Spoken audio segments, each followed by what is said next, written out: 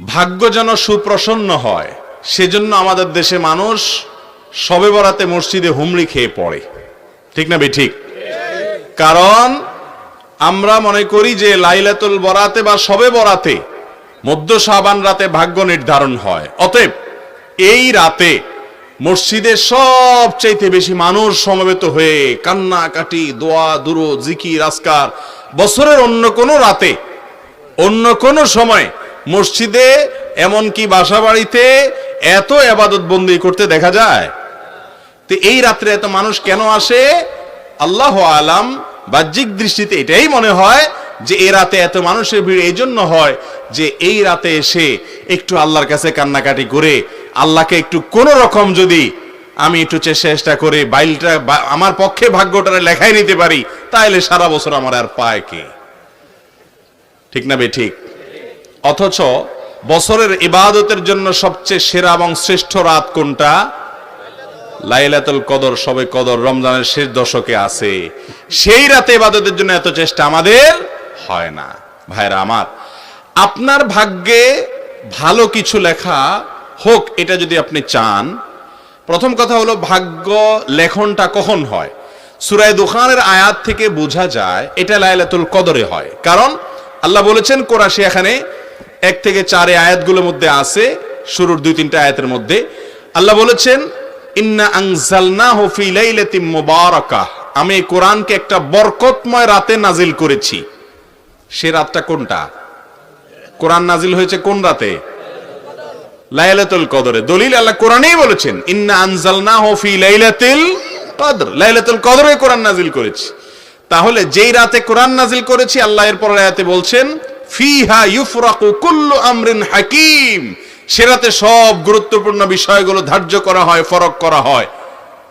তাহলে ভাগ্য নির্ধারণটা হয় মূলত লাইলাতুল, যদিও বান্দাকে সৃষ্টি করার 50,000 বছর আগে আল্লাহ তাআলা অনেক কিছু তাকদীর ঠিক করে রেখেছেন। সেটার আবার বাৎসরিক যে বাজেট সেটা হয়ে থাকে লাইলাতুল কদরে। যাই হোক, শবে বরাতে ভাগ্য নির্ধারণ হওয়ার ব্যাপারে যে সমস্ত বর্ণনা আছে সেগুলোর কোনোটি সহি বা বিশুদ্ধতার মানদণ্ডে উত্তীর্ণ নয়। এবার আসি মূল বিষয়, যে ভাগ্য সুপ্রসন্ন হবে কিভাবে? আল্লাহ আপনার কপালে ভালো কিছু লিখবেন কি করলে? নাম্বার 1, আপনি যখন আল্লাহর প্রতি ঈমান আনবেন, আপনার মধ্যে যখন তাকওয়া থাকবে, তাকওয়া আল্লাহর কথা মেনে চলার মানসিকতা থাকবে, হালাল হারাম বাজ বিচার করে চলার চেতনা আপনার অন্তরে থাকবে, এই ব্যক্তির জিন্দেগিতে আল্লাহ তাআলা বরকত খুলে দিবেন। কোরআনে আল্লাহ ওয়াদা করেছেন, ওয়ালাউ আন্না আহলাল কুরআ আমানু ওয়াত্তাকাউ লাফাতাহনা আলাইহিম বারাকাতিম মিনাস সামা, যদি ঈমান এবং তাকওয়া আনে কোন জনপদ, কোন এলাকার মানুষেরা আল্লাহর প্রতি বিশ্বাস রাখে আর অন্তরে তাকওয়া থাকে, তাদের জন্য আসমানের সমস্ত বরকতের দুয়ার আমি খুলে দিব। আপনারা বলতে পারেন, হুজুর ঈমান আনলে, তাকওয়া অনুযায়ী চললে, আল্লাহর আদেশ মেনে চললে যদি সব ভাগ্যে ভালো কিছুই লেখা হয়, তো আফ্রিকান মুসলমানদের এত দুরবস্থা কেন? বার্মিজ মুসলমানদের এত দুরবস্থা কেন? কাশ্মীরের মুসলমানদের এত দুরবস্থা কেন? এটা হয়তো আপনি বলবেন। এর উত্তরে আমি বলবো যে আল্লাহ রাব্বুল আলামিন মানুষের জীবনে বারাকাহ দেওয়া, সুখ এবং শান্তি দেওয়ার মানে এই নয় যে তাকে প্রচুর পরিমাণে প্রাচুর্য দিলেন। একজনকে আল্লাহ অনেক প্রাচুর্য দিলেন, অনেক টাকা পয়সা দিলেন, অথচ তার জীবনে বারাকাহ বা কল্যাণ দিলেন না। সে টাকা পয়সা বহন করলো ঠিক, কিন্তু সুখ এবং সমৃদ্ধি, মানসিক যে প্রশান্তি, এই প্রশান্তিটা সে অর্জন নাও করতে আছে না নাই? টাকা পয়সা অনেক আছে কিন্তু মনে সুখ শান্তি, এই জন্য কখনো পিস্তল দিয়ে আত্মহত্যা করে, কখনো ইনজেকশন দিয়ে আত্মহত্যা করে, কখনো ফাঁসির দড়িতে ঝুলে পড়ে। এই সব হয় ওই কারণে যে অন্তরে কি থাকে না? শান্তি থাকে। শান্তির মালিক আল্লাহ তাআলা, তিনি অনেক সময় দুঃখের মধ্যেও মানুষকে শান্তি দিয়ে থাকেন, বরকত দিয়ে থাকেন।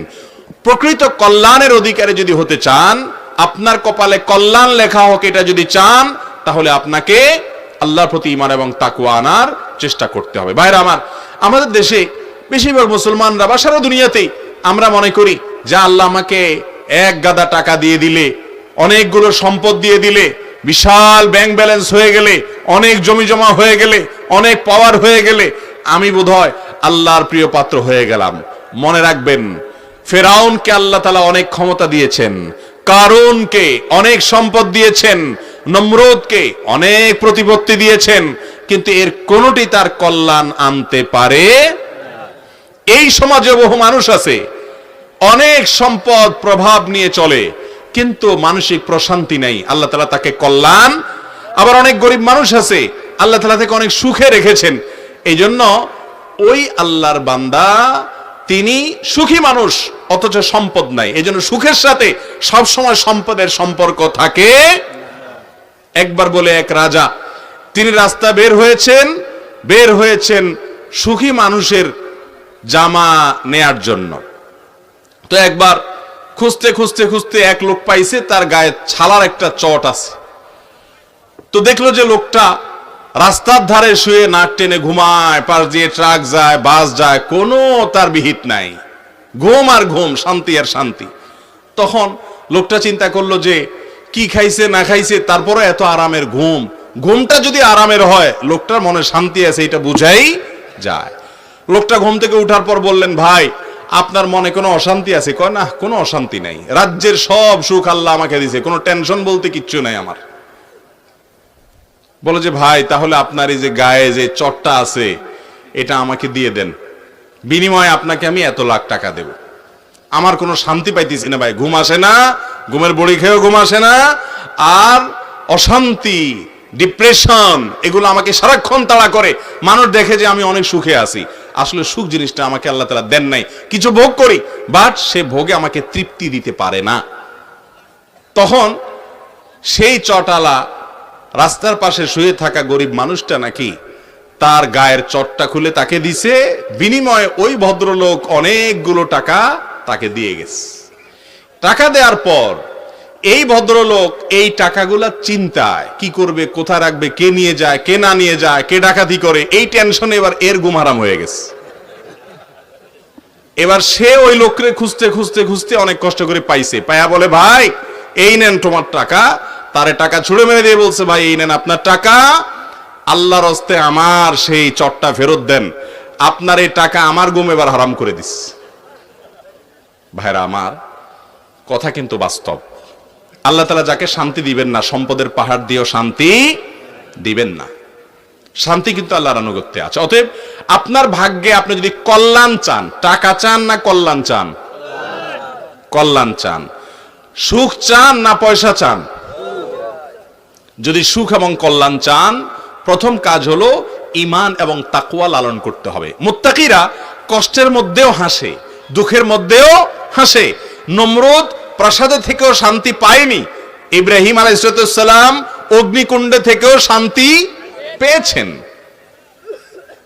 অতএব আপনি যদি সুখ এবং শান্তি চান, আপনার ভাগ্যে কল্যাণটা লেখক আল্লাহ তাআলা, সুখটা লেখক আল্লাহ তাআলা, যদি চান আল্লাহর প্রিয় বান্দা হওয়ার চেষ্টা করেন। ভাইরা আমার, আমরা যারা এক রাতে ইবাদত বন্দি করে ভাগ্যটা নিজের পক্ষে লিখে ফেলতে চাই, তাদের এক্সাম্পলটা কি যারা জানেন? তাদের এক্সাম্পল, তাদের উপমা হলো, একজনের চেয়ারম্যান সাহেবের ইলেকশনের আগে ধারে কাছেও ছিল না, কোনো কাজে তিনি ছিলেন না, এরকম একজন কর্মী আছে। সে ইলেকশনে চেয়ারম্যান সাহেব জিতার পরে এবার চেয়ারম্যান সাহেবের নারায়ে তাকবীর দিতে দিতে, স্লোগান দিতে দিতে আয়সা ইউনিয়ন পরিষদে হাজির হয়ে গেছে। এখন সব কিছুতে সে সামনে সামনে থাকে। আরেকজন, সে সারা বছর পুরা নির্বাচনের মৌসুমে চেয়ারম্যান সাহেবের ইলেকশনের জন্য অনেক কাজ করছে, খাটাখাটনি করছে, অনেক পরিশ্রম করছে। এই দুইজনের মধ্যে চেয়ারম্যান সাহেব গম টম নিজে যা পাবেন, এখান থেকে যদি কোনো দুর্নীতি চুরি টুরি করার সুযোগ দেয়, অথবা বৈধভাবে কোনো সুযোগ দেয় বা নিজের কাছে রাখে, আপন বানায়, কারে বানাবে? প্রথমটারে না দ্বিতীয়টারে? যে আমার ক্যানভাস করেছে, যে আমার সারা বছর কাজ করেছে তাকে, নাকি যে জিতার পরে আয়সা একদিনের জন্য আয়সা ভালো হওয়ার চেষ্টা করতেছে তাকে? সারা বছরেরটাকে না? আপনি কিভাবে আশা করেন যে সারা বছর নামাজ কালাম পড়বেন না, আল্লাহর কোনো কথা মানবেন না, এক রাতে এসে মসজিদে কান্নাকাটি করে ভাগ্য সব ঠিক করে ফেলাবেন? কিভাবে আশা করেন আপনি? কথা ঠিক না ঠিক? অতএব ভাগ্য আমাদের জন্য যাতে সহায় হয়, আল্লাহ যেন আমাদের কপালে ভালো কিছু লেখেন, এটার জন্য এক রাত নয়, সারা বছর আল্লাহর আনুগত্য করার, আল্লাহর কথা মেনে চলার প্রতিজ্ঞা করতে হবে। নাম্বার 2, আত্মীয়তার বন্ধন রক্ষা করা। এটা ভাগ্য সুপ্রসন্ন হওয়া, কপালে ভালো কিছু লেখা হওয়ার অন্যতম একটা বড় কারণ। নবী করিম সাল্লাল্লাহু আলাইহি ওয়াসাল্লাম বলেছেন বুখারীর হাদিসে, মান সাররাহু আন ইউবসাতা লাহু ফি রিজকি আও ইউনসালাহু ফি আসারি ফালিয়াসিল রাহিমা। যে ব্যক্তি চায় তার রিজিক আল্লাহ তাআলা অনেক বাড়িয়ে দেখ, রিজিকে বরকত হোক, কল্যাণ হোক, তার হায়াত এবং জীবনে বরকত হোক, এটা যদি কেউ চায় তাহলে সে যেন আত্মীয়তার বন্ধনগুলো রক্ষা করে। রক্ত সম্পর্কীয় আত্মীয়, ভাই বেরাদার, আপনার বোন, ভাতিজা, আপনার ফুফু, আপনার চাচা, আপনার মামা, খালা, এই যে রক্ত সম্পর্কীয় মানুষগুলো আছেন, বাবা মা তো বটেই, এই মানুষগুলোর সাথে যদি আপনি খুব বেশি যোগাযোগ রাখেন, সংযুক্ত রাখেন, সম্পৃক্ত থাকেন, ভালো সম্পর্ক রাখেন, হাই হ্যালো রাখেন, সাধ্য অনুযায়ী পাশে দাঁড়ান, আর কিছু না হোক সম্পর্ক যেন খারাপ না হয় সে চেষ্টা করেন, তাহলে আপনার জীবনে বরকত নেমে আসবে ইনশাআল্লাহ।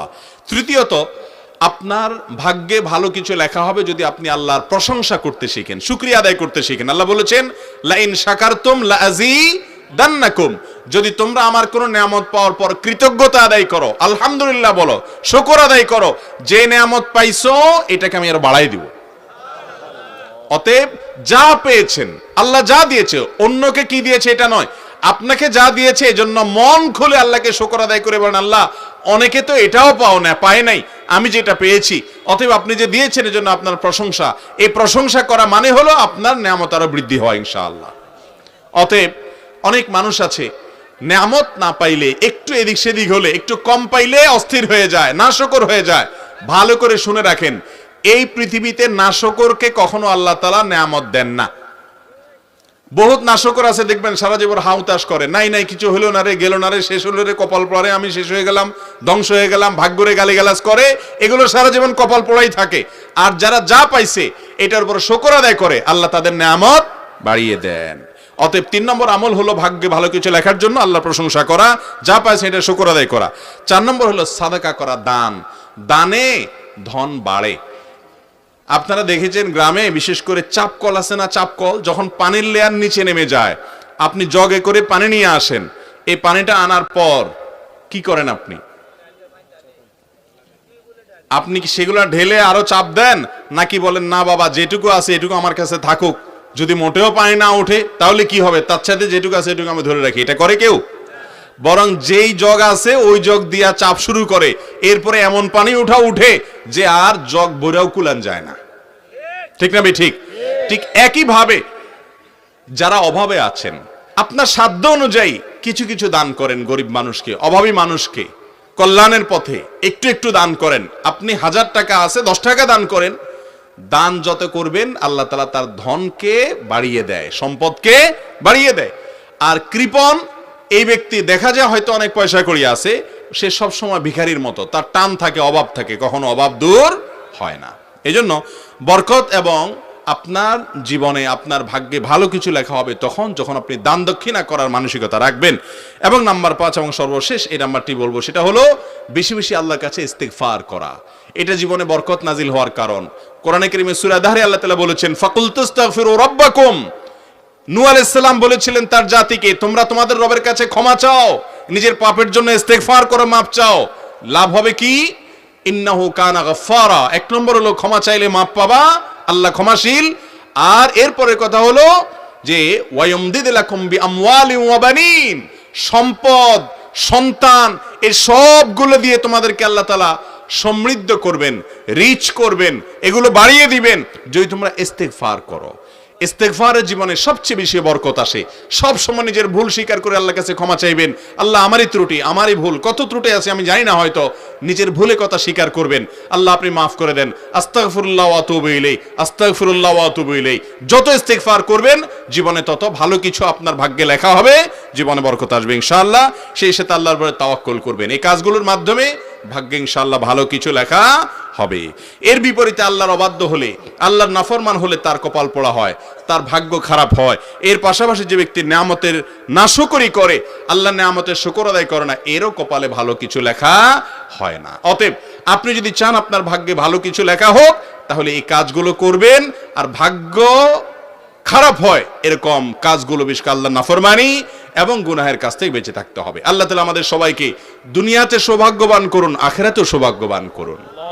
অনেক মানুষ আছে দুনিয়াতে হয়তো সুখ স্বাচ্ছন্দ্যে থাকে, আখিরাতে দুঃখী হয়। অনেক মানুষ দুনিয়াতে দুঃখী হয়, আখিরাতে সুখী হয়। আর কিছু মানুষ আছে দুনিয়াতেও সুখী, আখিরাতেও সুখী। এই জন্য নবী সাল্লাল্লাহু আলাইহি সাল্লামকে আল্লাহ তাআলা দোয়া শিক্ষা দিয়েছেন, আমাদেরকে দোয়া শিক্ষা দিয়েছেন, রব্বানা আতিনা ফিদ দুনিয়া হাসানা ওয়া ফিল আখিরাতে হাসানা। আল্লাহ দুনিয়াতেও আপনার কাছে ভালো চাই, আখিরাতেও ভালো চাই। আল্লাহর কোনো অভাব আছে? অতএব আল্লাহর কাছে দোয়া করব দুটোটার জন্য। ইনশাআল্লাহ আল্লাহ আপনার ভাগ্যে ভালো কিছু লিখবেন। যদি আপনার ভাগ্যে ভালো কিছু দেখতে না পান, ধৈর্য ধারণ করবেন, অস্থির হবেন না। কারণ আল্লাহ তাআলা অনেক সময় পরীক্ষা করেন, এরপরে দেন। আল্লাহ তাআলা আমাদের সবাইকে মেনে চলার তৌফিক দান করুন।